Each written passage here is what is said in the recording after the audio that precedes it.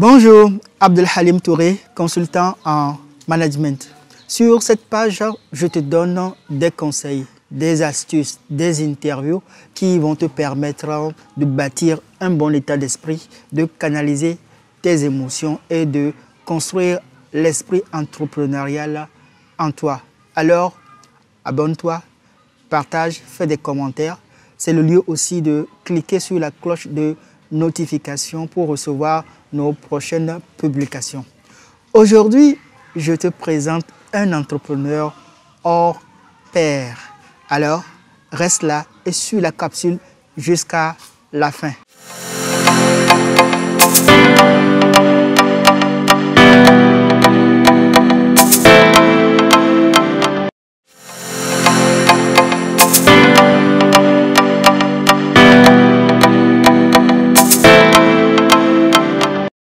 Ben oui, parcours entrepreneurial, ça n'est pas arrivé systématiquement comme ça. C'est à force de... C'est un parcours, puisque derrière ça, il y a une base. Et ça m'intéresse plutôt de parler de cette base. Arrivé en France dans les années 81, en tant qu'étudiant, il y avait toujours un besoin financier, un besoin pour l'alimentation. Et donc, il y avait une mode à cette époque. Mes collègues, mes amis, mes copains, enfin tous, ils avaient un métier de mi-temps, comme on le dit. Et la plupart, je vais dire, comme ça ne marche pas de bouche à oreille, la plupart de mes collègues, ils trouvaient le boulot de gardien. D'accord? Alors, j'avoue que je mesure moi 1,71 m. J'étais jeune, bon, pas très épais. Et donc, je me rendais compte que lorsque mes copains allaient se présenter, on les prenait comme gardiens à mi-temps. Je fais une parenthèse, c'est que quand vous faites mi-temps la nuit, bon, vous êtes un peu relax et le lendemain aussi, vous pouvez aller sur vos cours. C'est ce qui fait que vous travaillez à mi-temps, vous avez un peu d'argent pour acheter les tickets resto et tout ça. Donc, travailler à mi-temps, payer au SMIC, c'était déjà intéressant pour un jeune étudiant. Et moi, j'étais un peu à la trame dans la mesure où partout où je me présentais, on ne me prenait pas. Pas parce que je n'ai pas une bonne tête, mais parce que je n'avais pas la taille. Donc, tous mes collègues trouvaient du travail, mi-temps, spécialisés dans le domaine de gardiennage, surveillance, et tout ça. Et en toute réflexion, je me suis dit, mais je suis encore jeune, dynamique. Quand j'étais à Lomé, au Togo, j'avais toujours une moto, du moins une mobilette, pour aller au cours, voilà, donc j'étais encore agile et aussi jeune. Et je voyais un peu des coursiers moto qui transportaient des plis, des enveloppes et tout. Et du coup, le premier travail que j'ai trouvé, c'était, je me rappelle encore bien, ça s'appelait Solitaire, cette société, où j'étais pris comme ouvrier nettoyeur. On les appelle aujourd'hui maintenanciers. Donc le matin de bonne heure, entre 5 h, de 6 h à 7 h 30, vous devez aller faire ce travail. Et le soir, c'est sur les deux extrêmes. Avant le travail, après le travail. C'était un peu sur les tours de la Défense, hein, les immeubles de la Défense. Bon, en tout cas, ça ne me plaisait pas, parce qu'il y avait une contrainte d'horaire, et là où j'habitais était très loin. J'ai dû faire ça pendant presque 1 an pour aussi continuer à alimenter ma scolarité. Eh bien, bon, quand quelque chose ne vous plaît pas, avec quoi vous remplacez. Et c'est comme ça que pendant les vacances, puisque au bout de 11 mois ou 12 mois, on prenait 1 mois de vacances, et avec mes petites économies, je suis allé m'acheter une mobilette. Et j'ai décidé de faire coursier moto. Tout ça, c'était pas conscient, mais c'était pas, je vais dire, c'est pas volonté, pas une envie, une haine de dire, mais je ne vais pas faire ça, avec quoi je vais remplacer. Parce qu'en même temps, je suppose que je suis quelqu'un de libre, je suis un peu libertin. Donc, être sur la moto était une chose intéressante pour moi. Mais le deuxième problème, c'est que je ne connaissais pas Paris en ce moment. Mais je vais dire que l'envie de faire la moto était beaucoup plus forte que la connaissance de Paris. Du coup, j'ai été acheter un plan de Paris et tout. Je voyais les coursiers moto, je voyais les taxis. Et donc, du coup, avec cette mobilette, il y avait aussi du boulot. Hein. Donc, je m'adressais on appelle les bois de course. Le bois de course de coursier moto, c'est un peu du transport léger. Hein. Et donc, à un niveau, on m'a fait le premier texte qui n'a pas été concluant. Il y avait une petite boîte qui cherchait du personnel. Et ça, c'est aussi la chance quand on accepte de vous former, d'accord? Et donc, ils s'en foutaient un petit peu du temps que je mettais. Et je vais dire que des fois, ils me donnaient ce qu'on appelle les courses galères, ce que les autres ne voulaient pas faire. Et comme moi, je suis débutant, ne connaissant même pas quelles sont les difficultés, les rouages, eh bien, j'allais sur ces courses. Et j'avoue que c'est le fait qu'ils me donnaient des courses galères que j'ai commencé à apprendre à connaître Paris. Sur les grands axes, la République, la Bastille, les Champs-Élysées, la Rotonde, les grandes lignes, les grands points de Paris. On m'envoyait d'un côté à un autre ce que les autres qui sont déjà rodés ne voulaient pas faire. Et du coup, cette volonté, cette acceptation de le faire m'amenait à davantage découvrir Paris.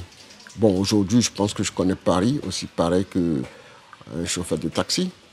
Mais ce que je veux dire par là, c'est que vous voyez un petit peu de la contrainte de ma taille que je ne pouvais pas être gardien et ma volonté d'aller vers quelque chose qui me plaisait parce que j'étais jeune, je pouvais faire la moto et tout. Et aussi d'apprendre plus rapidement Paris parce que j'acceptais de prendre les courses qu'on appelait les courses galères. Courses galères, ça veut dire que vous n'y gagnez pas. Donc, au début, je n'étais pas systématiquement axé optimisation, profit. Arrivé à un moment, j'étais aussi rapide et efficace comme les autres. Bon, j'avoue que j'acceptais un petit peu les courses galères, mais c'est ce qui fait que j'étais un peu aimé dans la boîte parce que, en même temps, je suis aussi efficace comme les autres. Mais j'acceptais aussi d'aller prendre les courses galères que d'autres personnes voulaient aller chercher. J'étais un petit peu comme, on ne va pas dire le souffle-douleur, mais en même temps, dans le style de management, il y avait une admiration, une marque d'attention, et ça aussi, ça m'animait. Et c'est ce qui m'a permis de bien finir aussi mes cours. J'ai travaillé chez Bruno Latasse, enfin, après, je suis allé même dans de grands groupes qui faisaient la course moto, qui avaient de grosses boîtes, par exemple Bruno Latasse, Contramel et tout. À la fin de mes études de gestion marketing, j'ai vu une annonce qu'on cherchait un directeur de bois de course.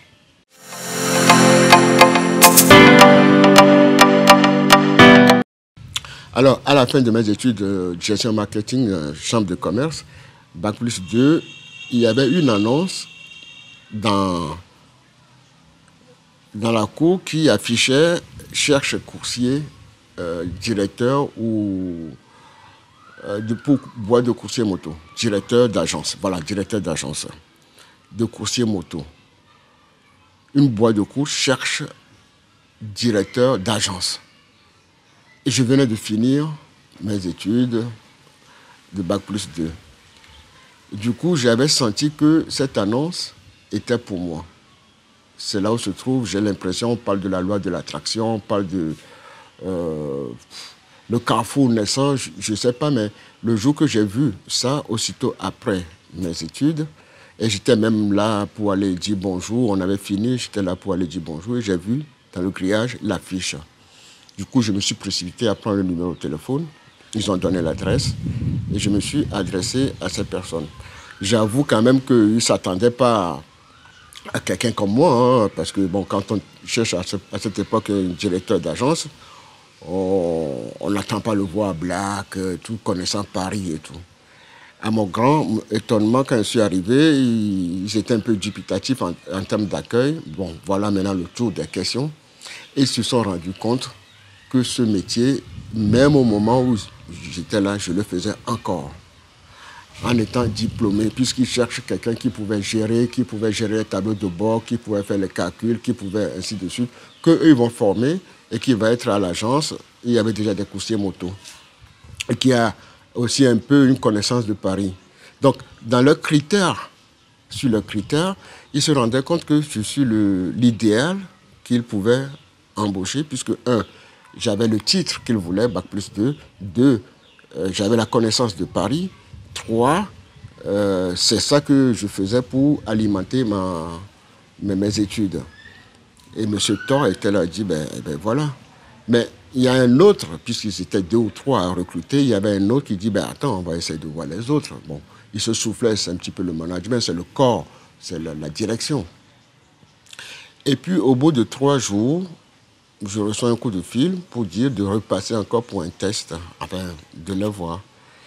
Et voilà, je suis arrivé, ils m'ont dit, ben, félicitations, on a dû voir 3 ou 4 personnes, c'est vous le premier qui êtes venu, et c'est vous que nous avons décidé de vous mettre en essai pour prendre la direction d'une de leurs agences de bois de coursier moto. Quel plaisir!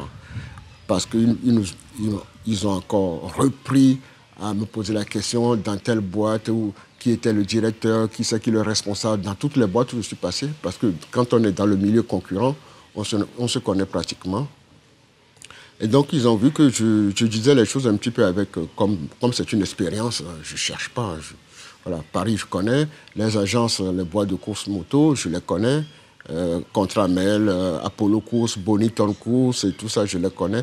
Et je pouvais même dire dans quelle rue, où ils se trouvaient. Donc, ça leur donnait encore plus de confirmation pour maintenir le poste, le nouveau poste, enfin le poste de directeur d'agence.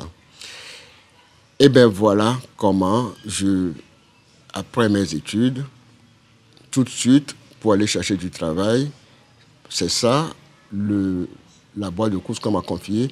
Il y avait 4 coursiers moto. Ces 4 coursiers moto, on me demandait de faire le développement. Et surtout, ce qui est important pour eux, c'est le suivi. Parce qu'ils avaient besoin de quelqu'un pour faire le suivi. Et bon, ils étaient axés surtout pour le suivi et le rapport, le reporting.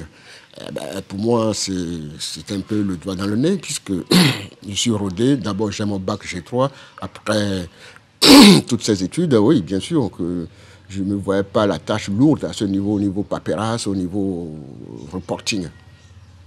Mais je pense que là, c'est là où j'ai amené la surprise, c'est qu'ils étaient 4, et moi, j'avais envie qu'on dynamise un petit peu plus. On vendait un peu des bons. Ce qu'on faisait, c'était des bons de coursier moto. Une course, c'est un bon. Et donc, développer la clientèle.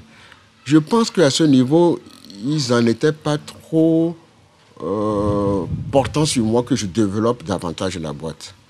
Mais c'était un défi latent, un défi, puisque sortant de l'école, je voulais mettre un peu ce que je pouvais faire en développement d'entreprise en place. Eh bien, dans ce moment, je me suis dit, mais tiens, comment je vais m'y prendre? Et du coup, j'ai commencé à ratisser plus large, au-delà de la clientèle existante, d'aller démarcher encore de nouvelles boîtes. Et en même temps aussi, j'avoue que comme j'ai travaillé dans d'autres boîtes, j'ai vu aussi certains d'autres clients qui travaillent avec plusieurs boîtes de coursiers moto. Eh bien, je me suis aligné à vouloir les prospecter. J'en ai prospecté pas mal. Il y en a qui ont dit oui, il y en a qui ont dit non. Mais j'étais très dynamique en termes de persuasion, puisqu'après, il y a une relance téléphonique qui venait derrière.